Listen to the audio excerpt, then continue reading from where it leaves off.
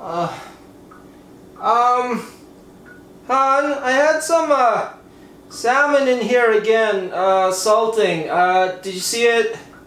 Sorry, we ate it already. Just kidding.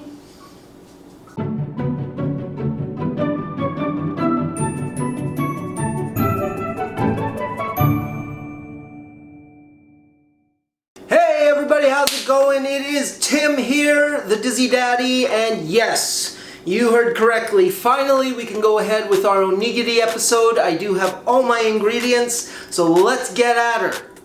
Game plan.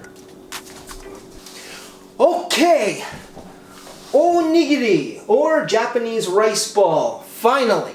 Now, these are one of the most popular items in Japanese cuisine. You have probably heard of it or seen it or eaten it, perhaps. It is very popular to put into kids' lunch boxes, and it goes way back to basically samurai times.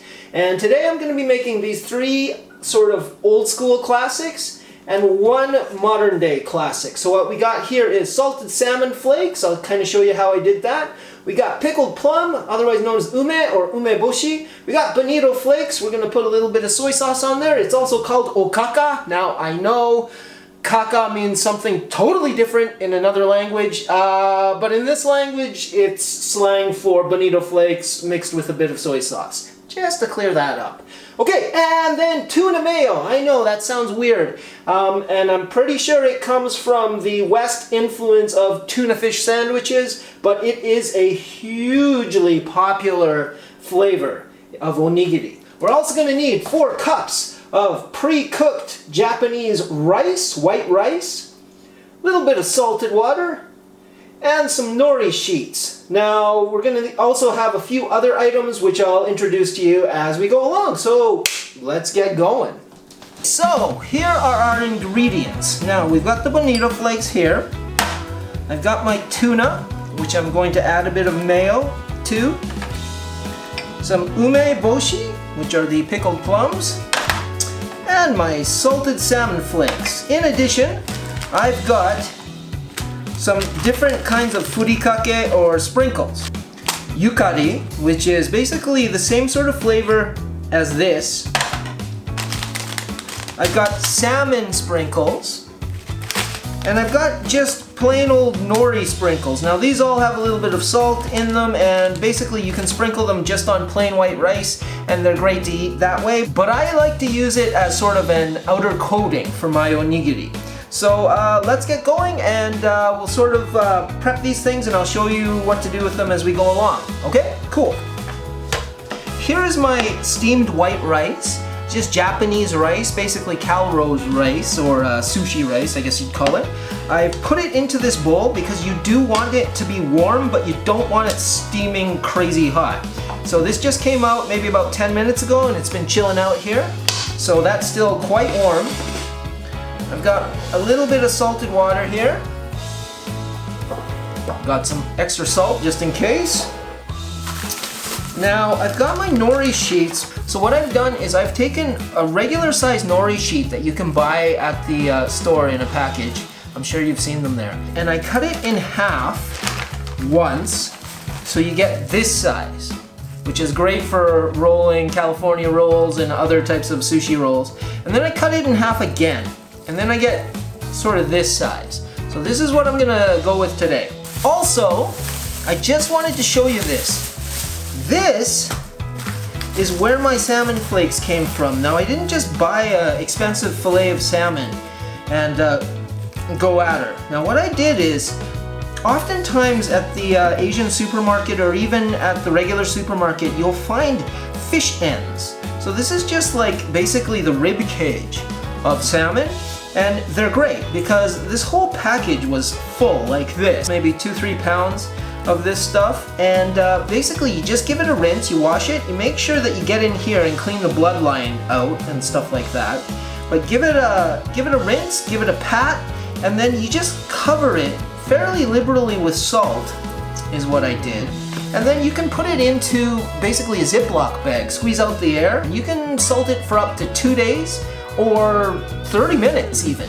it doesn't take that long, but I generally do mine overnight.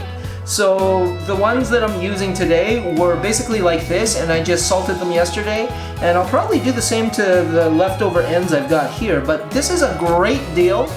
Usually, I think this whole package, 2-3 pounds, was about like $3 or $4. So, and it yields a lot more meat than you'd expect. You just have to make sure that you pick through and don't get the bones. But this is a great way to do it. So just to let you know, this is how I do it. Okay, so we're gonna start with the salmon flakes here. Got them here, and I'm gonna start by just wetting my hands with the salt water. It's about 1/3 of a cup of water, into which I put about a teaspoon of salt. Okay, and then I'm gonna take about 1/2 cup of white rice. And what I'm gonna do is, I'm gonna call this the outside or the back. And I'm gonna just take my furikake, or my salmon flavored sprinkles, and put it on the outside like that, okay? Just pat them in and then transfer it over, okay? So the sprinkles are now mostly on the back side, and then I'm gonna take a generous portion of this salmon flake here, put it into the center here where I've made kind of a little dimple, and then just kind of press it into my palm. You don't have to press like a madman, just press firmly and then kind of fold the rice over it. Okay, and then we start to form it. And of course the classic shape is a triangle. Now you can make balls, you can make sort of cylindrical squat disc shapes or whatnot. I like to stick to the classic, so we generally make the triangle. Okay, so, and how you do this, as you've seen me doing it just now, is basically you hold your hand like this hand comes over, almost like it makes a triangle here, and then you just kind of pinch and rotate, pinch and rotate.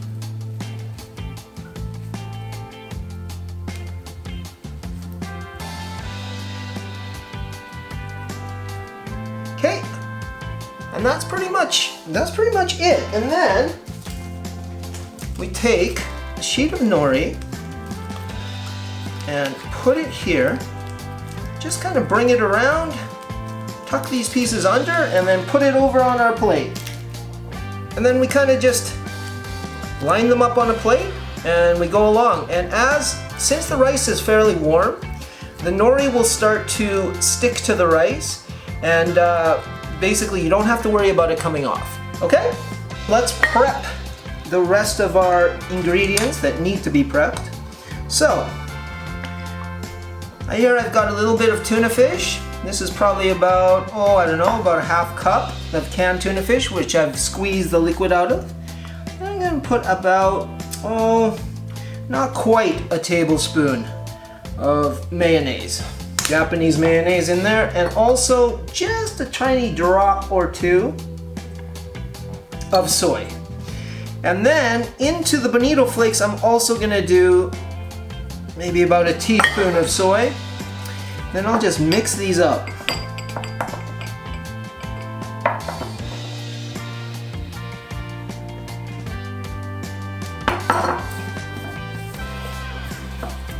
So I've mixed those up. I add just a little bit more mayo to this one and just a little bit more soy to this one. But basically this is kind of the consistency you're looking for. You don't want this too goopy, and ditto with this. So basically there is our okaka and there is our tuna onigiri filling.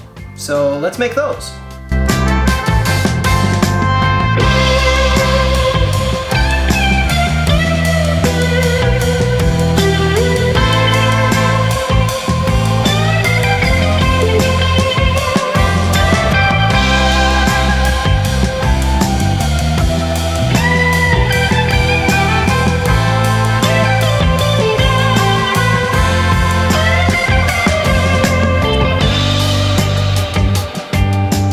And the last ones are pickled plum.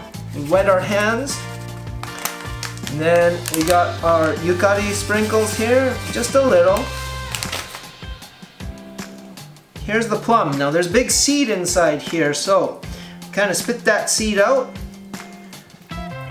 gonna put the meat of the plum inside. My hands are kind of grody now, right? But that's okay. It kind of makes the outside pink.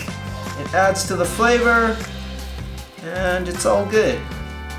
Again, you're not trying to strangle it. You're not killing it, but it's firm enough, right? You don't want to softball this because it'll just fall apart on you.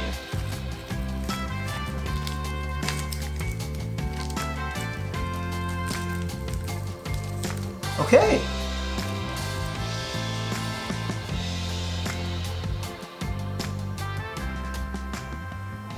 And there you go. Classic drink, of course, with these things. Green tea. Okay, I am gonna try the okaka, the bonito flake.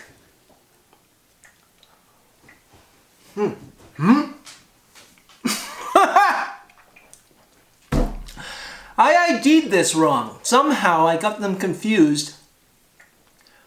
That's the tuna mayo. Oh well. Good thing I didn't surprise one of my kids with that, eh? That's good too, though. I like tuna mayo too.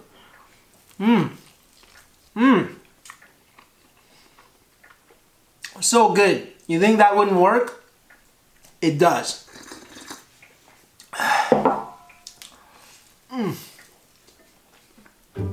Okay, finally, we got the onigiris done. And they are simple, delicious, classic.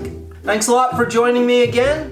It has been spring break with the kids, and even though we're in the house, we have been kind of chilling out and just enjoying it as best we can. So there might be a bit of delay with the videos here and there, but I do have a good lineup coming for you, so I will see you next time with something else. If you like this video, please do subscribe, hit the notification bell and the like button. I'd really appreciate it, and we'll see you next time. Take care.